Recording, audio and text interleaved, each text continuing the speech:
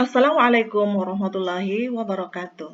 Alhamdulillah kita bertemu kembali untuk pelajaran IPA kelas 8 untuk pokok bahasan sistem peredaran darah. Apa yang dimaksud dengan sistem peredaran darah? Ya, sistem peredaran darah pada manusia terdiri atas darah dan alat-alat peredaran darah. Darah terdiri atas bagian yang berupa cairan dan bagian yang berupa sel-sel darah. Alat peredaran darah terdiri atas jantung dan pembuluh darah. Pembuluh darah meliputi pembuluh arteri, pembuluh vena, dan pembuluh kapiler.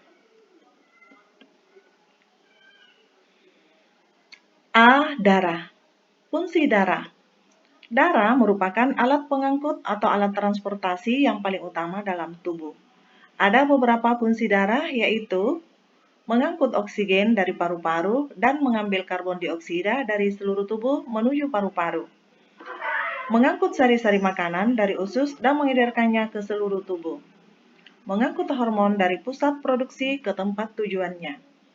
Mengangkut sisa-sisa metabolisme untuk dibuang di ginjal. Menjaga kestabilan tubuh, membunuh kuman yang masuk ke dalam tubuh. Komposisi darah. Darah terdiri atas dua bagian, yaitu bagian cair dan bagian padat. Bagian cair biasa disebut dengan plasma. Terdiri atas kurang lebih 55%. Plasma darah terdiri atas air 90%, zat-zat terlarut, protein darah, sari-sari makanan, enzim, antibodi, hormon, zat sisa metabolisme, serta gas-gas. Bagian padat. Bagian padat terdiri atas sel-sel darah, kurang lebih 45%. Terdapat 3 macam sel darah, yaitu sel darah merah atau eritrosit, sel darah putih atau leukosit, dan keping darah atau trombosit. Sekarang kita bahas tentang sel darah merah atau eritrosit. Ciri-ciri eritrosit berbentuk bulat pipih, cekung di bagian tengahnya atau bikonkav, serta tidak memiliki inti sel. Warna merah pada darah disebabkan oleh hemoglobin atau Hb dalam sel darah. Fungsi sel darah merah mengangkut oksigen dari paru-paru ke seluruh tubuh. Bisa dilihat pada gambar di samping ya bagaimana bentuk sel darah merah.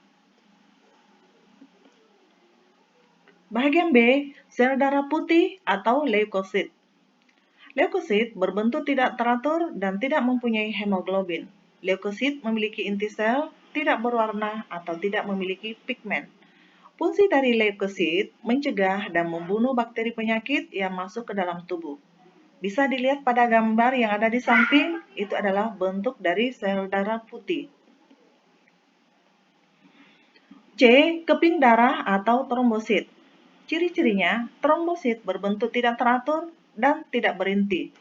Dalam tiap 1 mm kubik, darah terdapat kurang lebih 250.000 sampai 300.000 keping darah.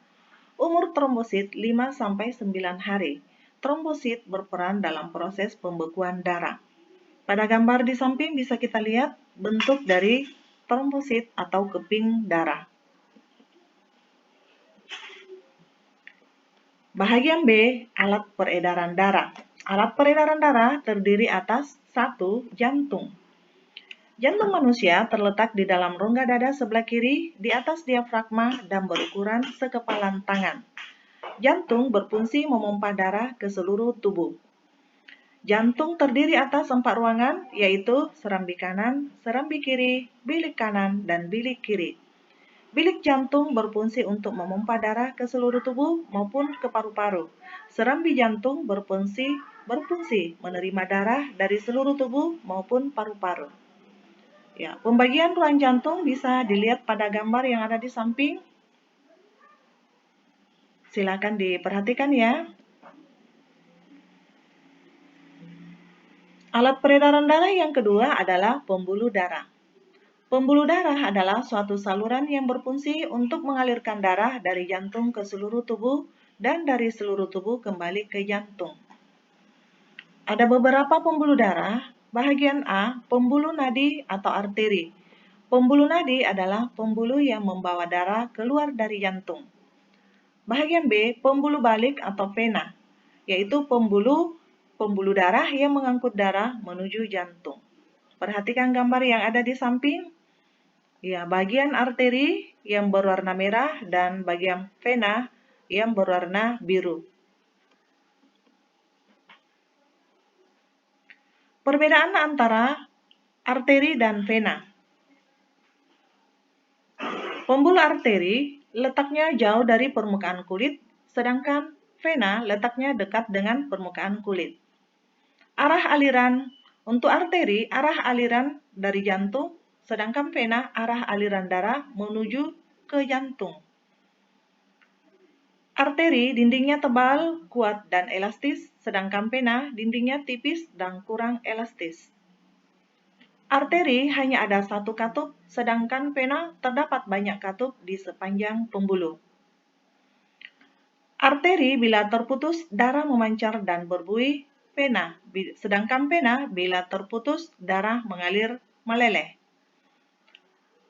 Arteri berdenyut seirama dengan denyut jantung, sedangkan vena tidak berdenyut. Arteri umumnya berisi darah yang banyak mengandung oksigen, kecuali arteri paru-paru. Sedangkan vena umumnya berisi darah yang banyak mengandung karbon dioksida, kecuali vena paru-paru. Arteri darah berwarna merah terang, sedangkan vena darah berwarna merah gelap. Dalam peredarannya, darah di dalam tubuh kita dikenal ada dua peredaran darah, yaitu peredaran darah kecil dan peredaran darah besar. Peredaran darah kecil adalah peredaran darah dari jantung ke paru-paru dan kembali ke jantung. Urutan peredaran darah kecil adalah dari jantung, bagian bilik kanan, darah melalui arteri pulmonalis menuju paru-paru, lalu kemudian menuju vena pulmonalis, melalui vena pulmonalis menuju jantung bagian serambi kiri. Peredaran darah besar adalah peredaran darah dari jantung ke seluruh tubuh dan kembali ke jantung. Urutan peredaran darah besar adalah dari jantung bagian bilik kiri menuju aorta, melalui aorta lalu menuju ke seluruh tubuh, melalui vena cava inferior dan kembali ke jantung bagian serambi kanan. Ya, perhatikan gambar peredaran darah yang ada di samping. Ya, terlihat peredaran darah kecil dan peredaran darah besar. Demikianlah pembahasan kita kali ini. Terima kasih atas perhatiannya dan Assalamualaikum warahmatullahi wabarakatuh.